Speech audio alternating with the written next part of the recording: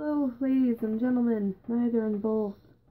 I'm back with the 2017 November Doki Doki and Kira Kira crates. They're all in this bag. I have a good reason.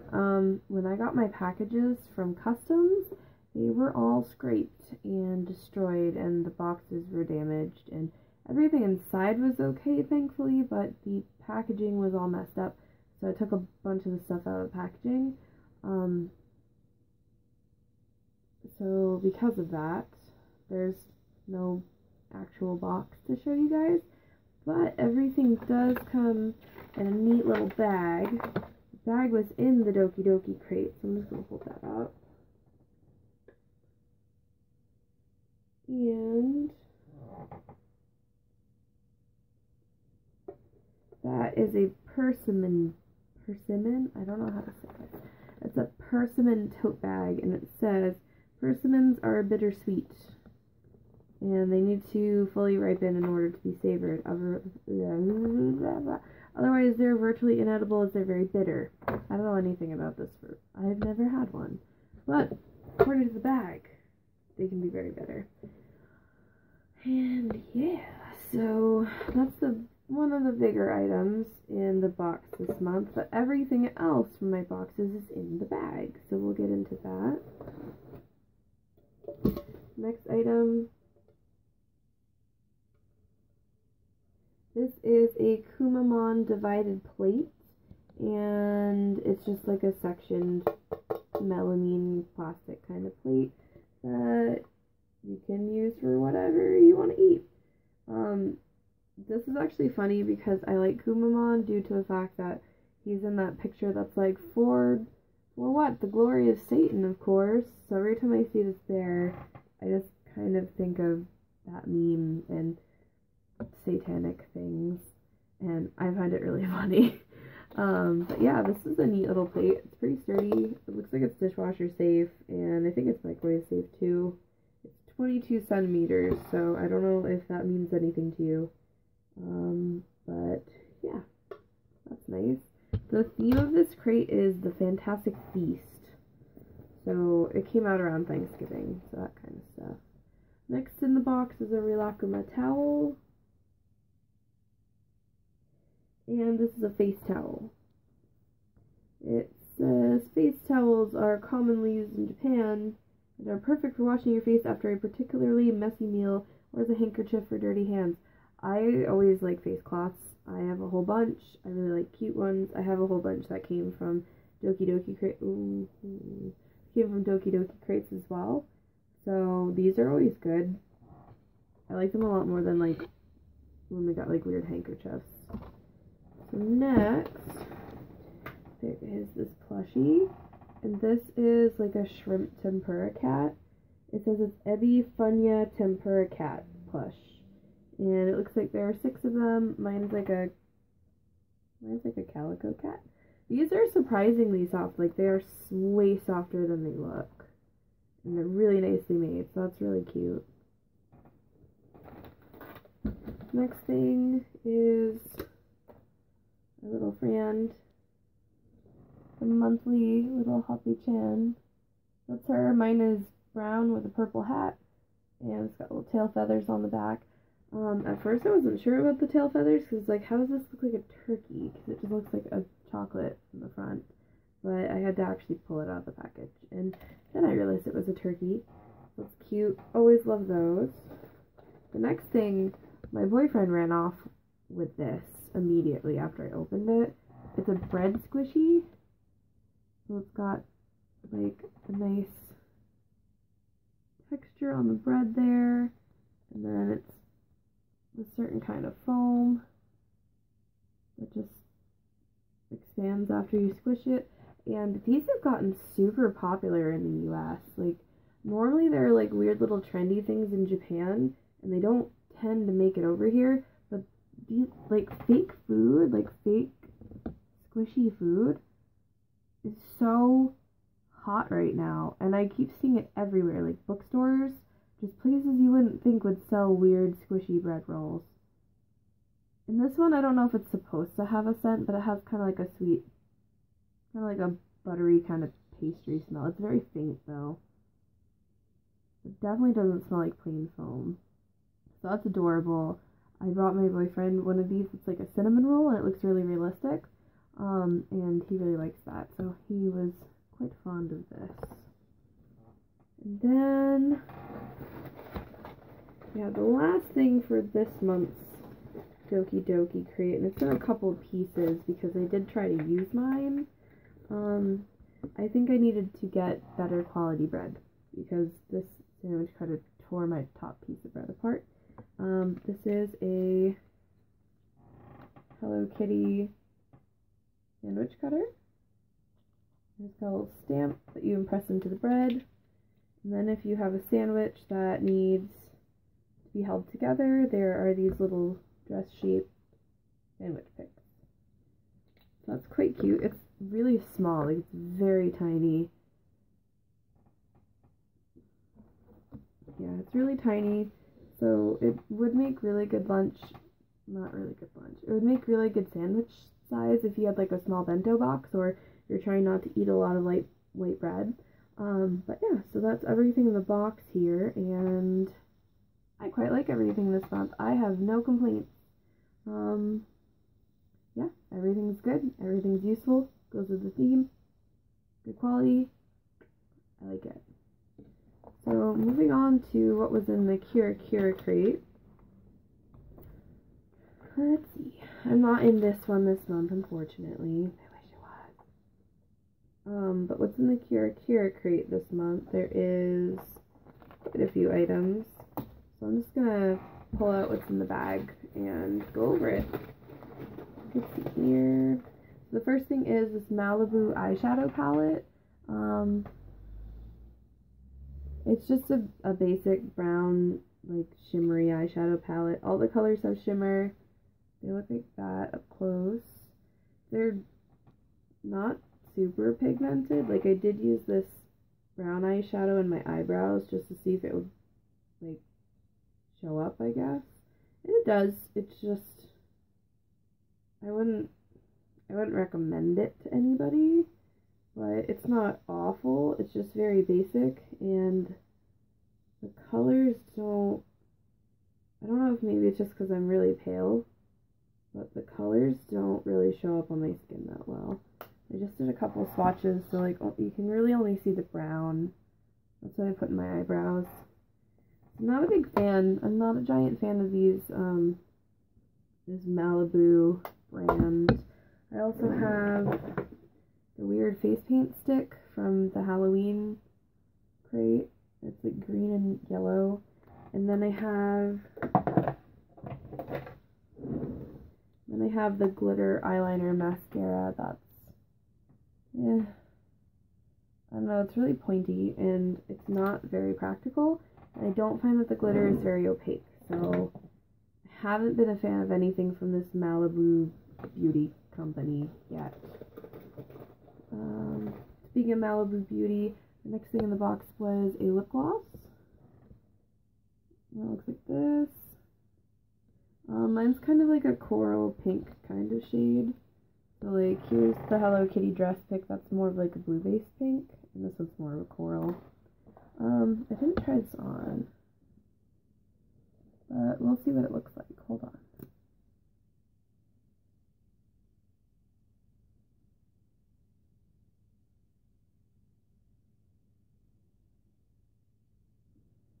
It's kind of like a milky kind of color. It is definitely very glossy. I feel like this is definitely something my hair would stick to. I think it's a nice color. It's definitely not too orange for me. A lot of Asian lip products tend to be too orange for me. It has no scent. There's no flavor. It's just glossy. It's not really sticky, but it has a little bit of tackiness. And, I mean, it's definitely something that is wearable. I just don't know how often I'd wear it just because I don't tend to like super glossy stuff because my hair gets stuck in it, unfortunately. But this one's not too bad. This one does kind of have like a milky kind of base to it, so I feel like it might end up settling into limes, like with that like opaque kind of color. And then you know, accentuating them. So I'm not sure on this one. I'd have to give it a couple more wears and see how I like it, but it's just really strange because there's absolutely no scent or flavor or anything to this. Next we have some Kumamon bath salts. No, not those kind of bath salts. So here's the Kumamon bath salts, and they match the plate from the Doki crate, and I believe that they are cherry blossom scented. Here's the back. I assume by all the cherry blossoms on the package, they're probably cherry blossom scented, alkaline bath salts, and they say that they're originating from the Sakura hot spring in Kumamoto, which of course is where Kumamon comes from. Kumamoto, Kumamon. Wow. And it says that they help clear your pores and soften your skin for radiant and healthy complexion, especially when the cold autumn air can dull your skin. I'll give it a try. I don't really know if it's going to make that much of a difference, but finally have the hot water back on upstairs, so I can use my bathtub. And boy, do I need to, because I have so many bath bombs and other weird stuff from these crates that I haven't used, because it's hard to use bath bombs when you don't have a tub that actually stays full of water. I have a tub downstairs, but it leaks, so it doesn't stay full. It's really annoying. Next thing we have is this. This is a hand mask. I think it's also Sakura scented. It says in English, "Become moisture and smooth skin." You will become the moisture. Can you handle becoming the moisture? I don't know. But it looks like this is like two gloves that are connected, and then you cut them apart. And I don't think it's like those peeling masks. I think it's just supposed to make your hands look moist. Not moist. Moisturized. And yeah, so it's a hand mask. And like I said, I think it's Sakura scented. I'm not sure. I don't know. It says you have to keep this on your hands for 20 minutes. I don't know about you, but I have a very hard time sitting still for 20 minutes, let alone not using my hands the whole time. I'll give it a shot. And the last thing in this month's crate is a Tsum Tsum face mask, and it's Snow White. I don't know if she's printed on it. I haven't tried it yet, obviously, but it's Snow White and the Seven Dwarfs. The weird thing about this is it uses, I'll just read it to you. Disney Tsum Tsum Snow White and Doc and Sneezy, Grumpy, Dopey, Happy, Sleepy, and Bashful facial sheet mask formulated with placenta. I don't know if you know what placenta is, but if you don't, I'll tell ya.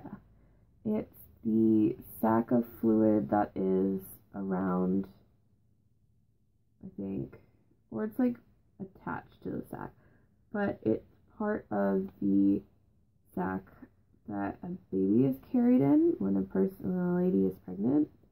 And then when you give birth to the baby, and then you push out the placenta. So it like transfers nutrients to the baby, and it's totally bizarre.